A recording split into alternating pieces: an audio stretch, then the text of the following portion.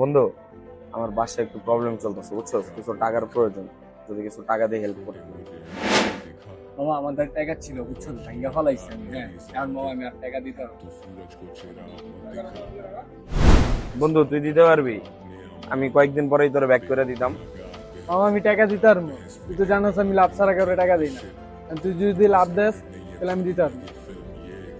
তুই মামা এটা কি বললি? মামা আমি কিভাবে তোরা লাভ দিব? আমার তো এমনিই প্রবলেম চলতেছে, আমি নিজে প্রবলেম থেকে বাইরে যেতে পারতেছি না, দেখে তোদের থেকে টাকা চাইলাম। এটা কোনো কথা বললি?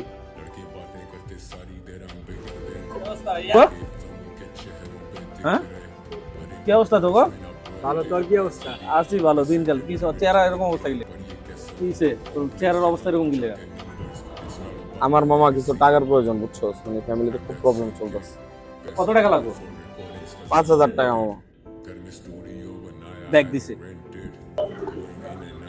কিরে মামা, 5,000 চাইলাম, 10,000 দিয়ে দিলি।